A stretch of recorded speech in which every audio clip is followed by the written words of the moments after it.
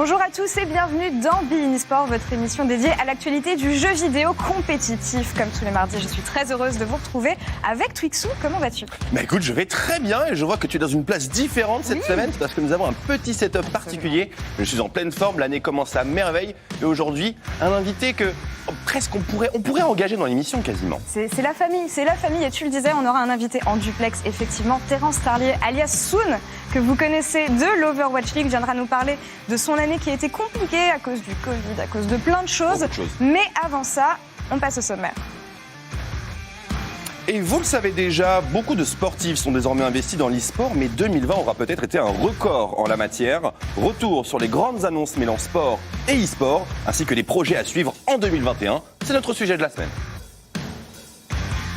On vous le disait, Terence Tarlier alias Soon sera en duplex avec nous. On reviendra avec lui sur son départ de l'équipe de Paris en Overwatch League, sa période sans club, ainsi que son recrutement dans l'équipe des Boston Uprising.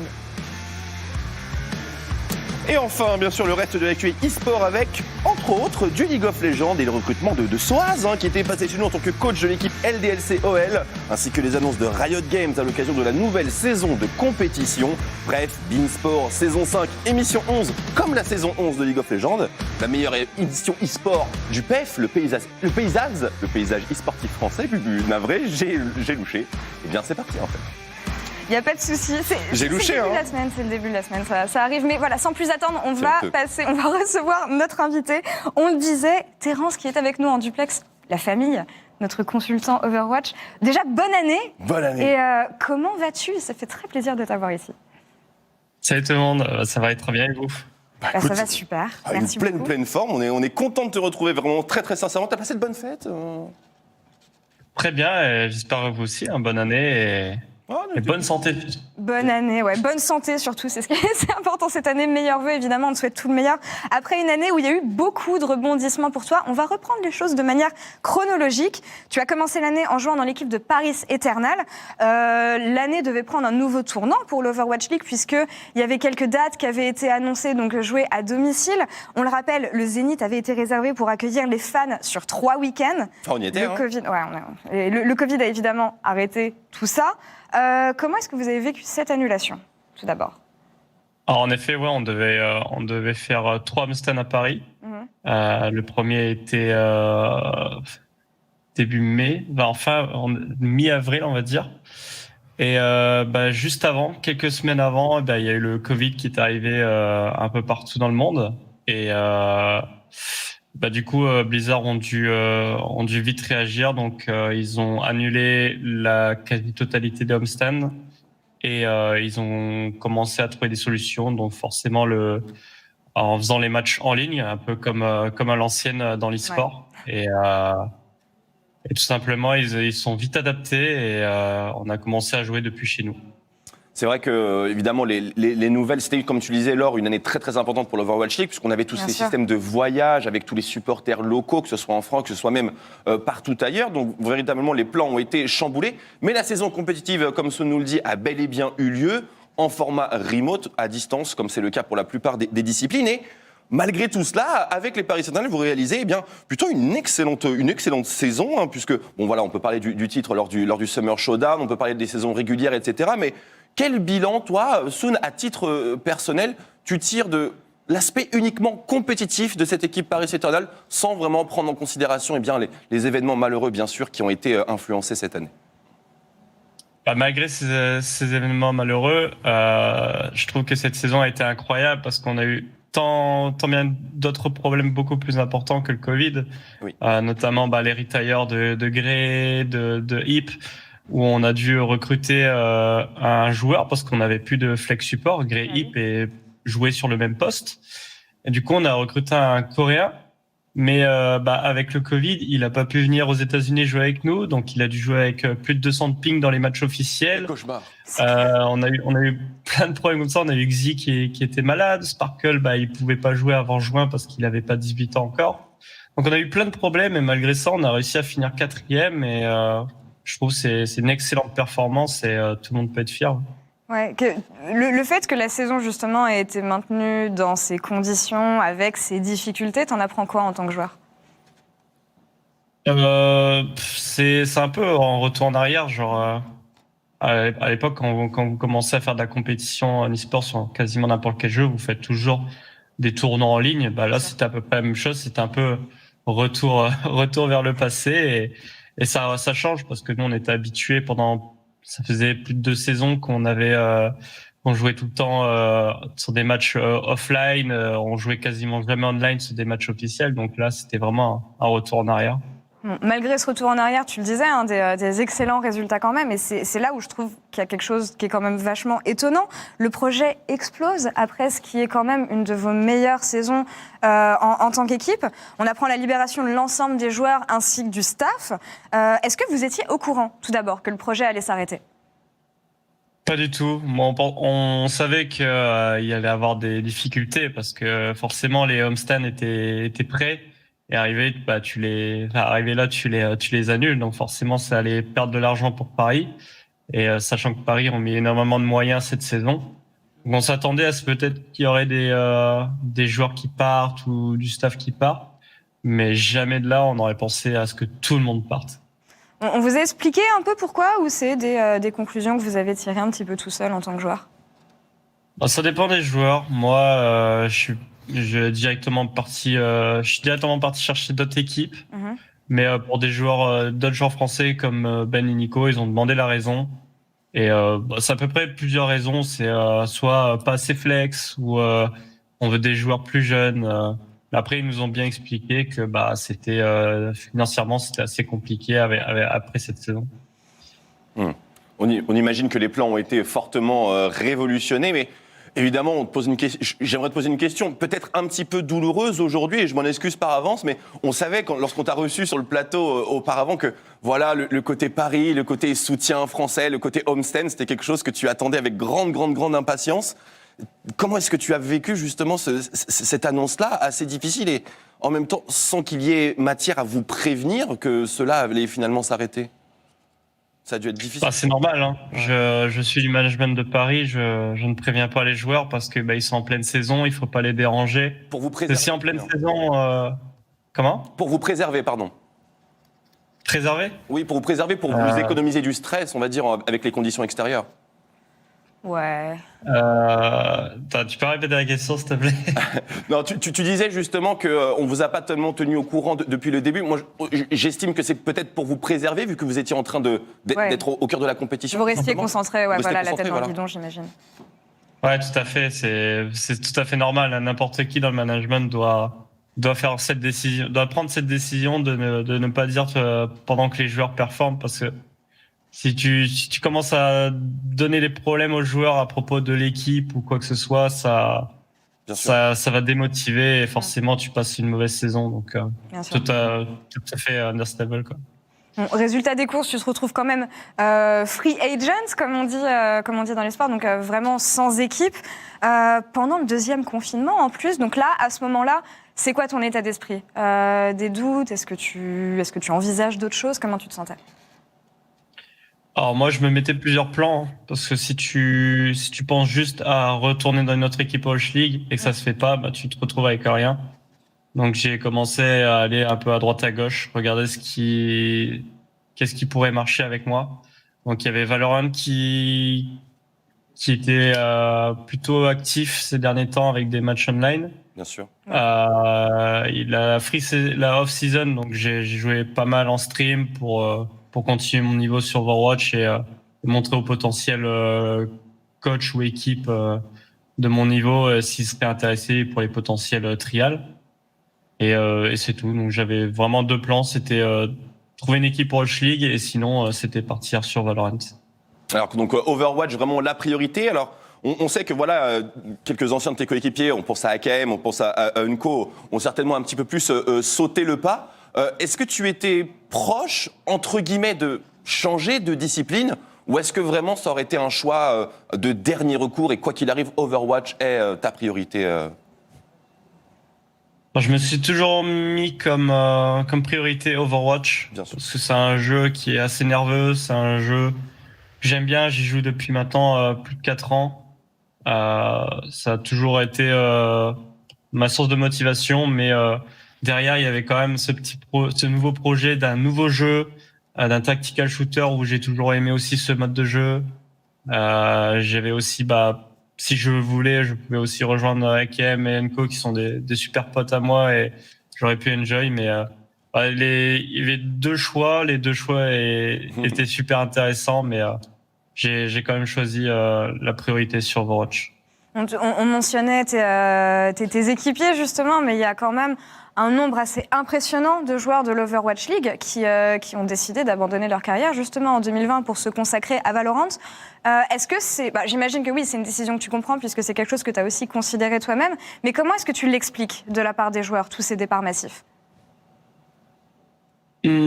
Imaginez, vous jouez à un jeu quasiment tous les jours pendant 4 ans. Au bout d'un moment, ça peut...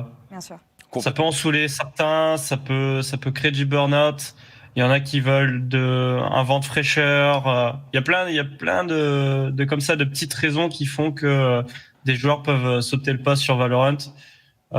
Pareil, je suis un créateur de contenu, j'arrive sur Overwatch, il y a déjà plein de gens de la communauté et c'est très dur de se faire un nom. Alors que si tu vas sur Valorant, il y a très peu de créateurs de contenu encore très actifs et pro Valorant. Donc, si je suis un créateur de contenu, j'irai plus sur Valorant parce que ça sera plus facile de développer ma façon de faire et de montrer aux gens. C'est vrai que ça fait un joli Eldorado. On a envie quand même d'y faire sa place vu que c'est tout jeune. Bon, en tout cas, Overwatch, tu as bien fait d'y croire puisque le mercato s'est quand même terminé sur une note plus que positive.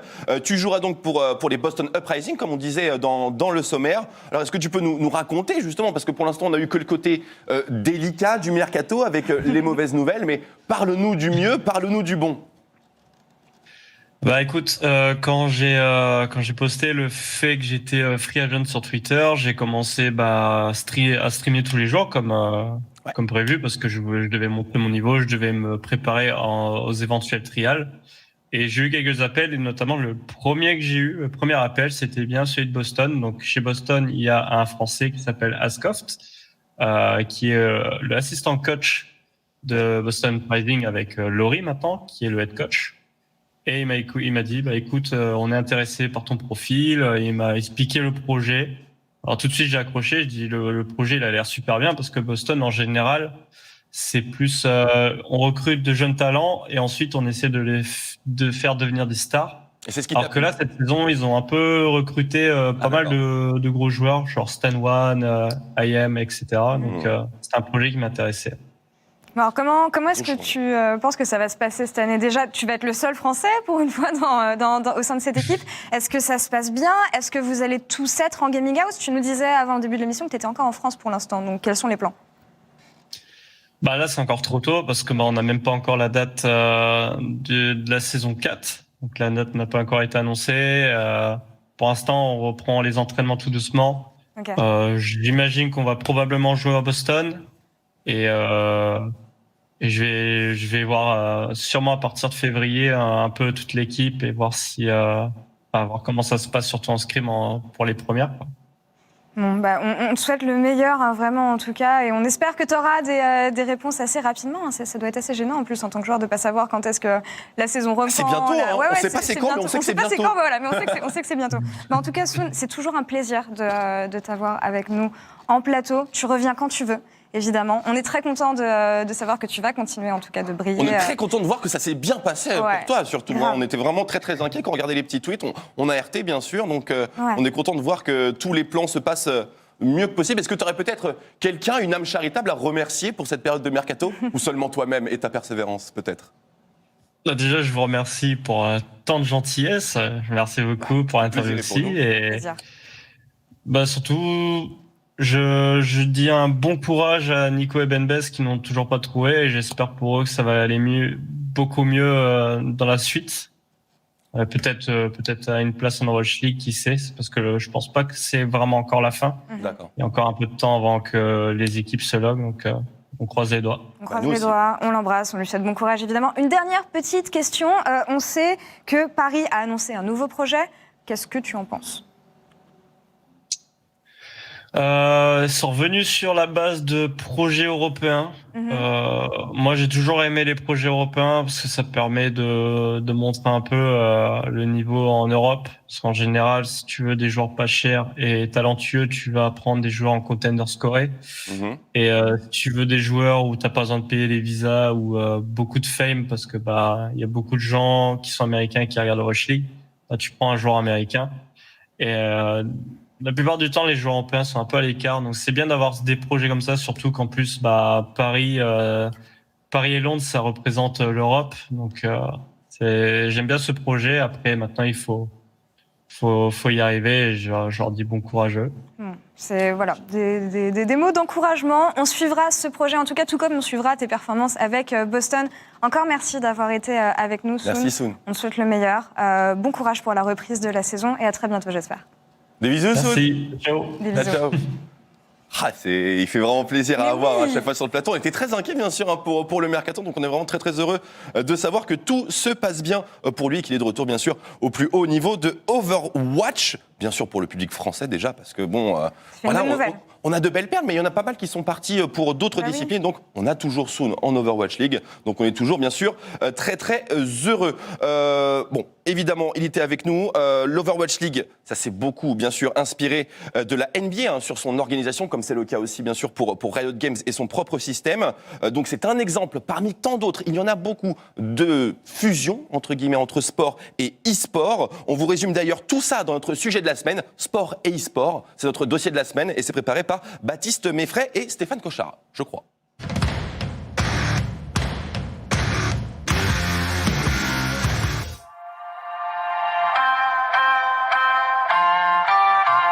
Gérard Piquet, sa Ligue PES, Casper Witt à la direction sportive d'Astralis, Mathieu Péchet dans l'encadrement de l'équipe Vitality CSGO ou encore Rick Fox, un temps à la tête d'un club référent aux États-Unis. Cela fait déjà plusieurs années que les sportifs ont investi le terrain de l'e-sport.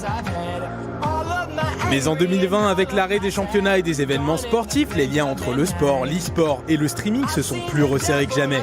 Les pilotes et les footballeurs se sont affrontés dans des championnats comme la e-Bundesliga, la Liga, les Virtual Grand Prix ou même sur Warzone pendant les périodes de confinement.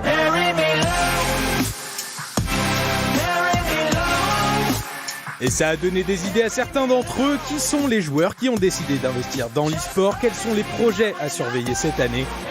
Les sportifs qui feront l'e-sport en 2021, c'est notre dossier de la semaine.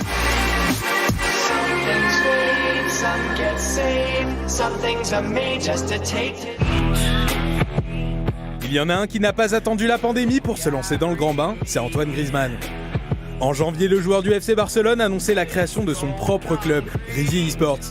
Après des débuts un peu bancals sur Rainbow Six où les joueurs ont été remerciés à quelques jours seulement du début du championnat de France, Grisi a fait un très bon mercato sur Fortnite et Hearthstone. En fin d'année, Ravsou et Mino, deux des meilleurs joueurs FIFA de France, ont rejoint les Pingouins dans le cadre d'un partenariat avec l'Olympique de Marseille. Griezmann n'a pas été le seul footballeur à se lancer dans l'aventure puisque Gareth Bale a lancé Eleven Esports entre deux parties de golf. Évidemment, il y avait du FIFA, mais avec l'arrêt de la saison, on n'a pas pu voir grand-chose. Par contre, son équipe brésilienne sur Rocket League a fait de très bons résultats dans les grandes séries en Amérique du Sud.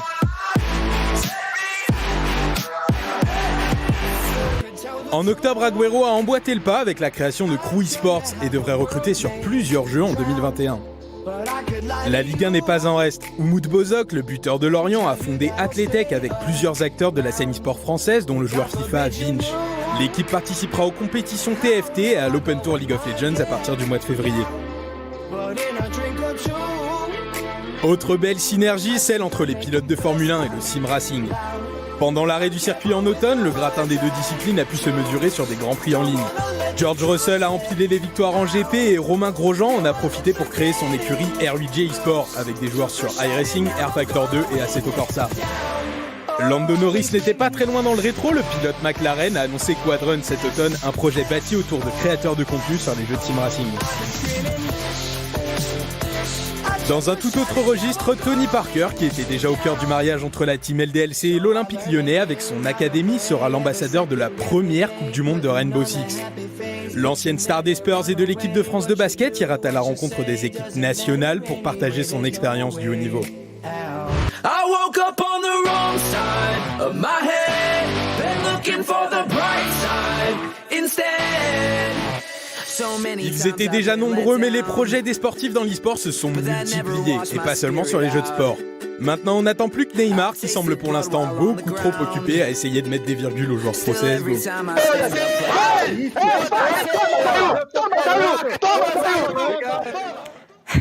Beaucoup de sportifs qui sont dans les sports au final.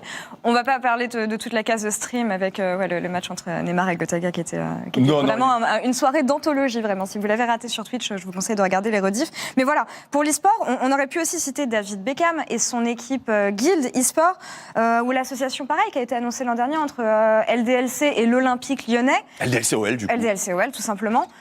Qu'est-ce que tu retiens, toi, de toutes ces associations et laquelle fait le plus de sens ? On n'a pas cité Schalke 04, pareil, mais ils sont assez forts sur les associations. C'est vrai que Schalke 04 a un rayonnement international, tandis que là, on s'est plutôt concentré sur la plupart des projets qui ont un rayonnement national, avec Grisier, etc., avec la TPAA. Pour le coup, Schalke 04, ça fonctionne très bien à un niveau européen, et pour le coup, c'est peut-être l'exemple peut-être à suivre pour la plupart des structures ou des sportifs qui se lancent dans ce genre de projet. On pense notamment aux autres projets qui ont eu moins de succès par le passé, donc comme par exemple le PSG e-sport dans le domaine League of Legends avant de s'exporter bien sûr, avec des résultats assez insane en Asie d'ailleurs. Il faut suivre un petit peu ça. Dota 2, oui, ils ont cartonné. Ils sont et plutôt même sur League of Legends, attends, et PSG, on les a retrouvés cette année au championnat du monde. PSG Talon, c'était qui ont surpris beaucoup de personnes d'ailleurs.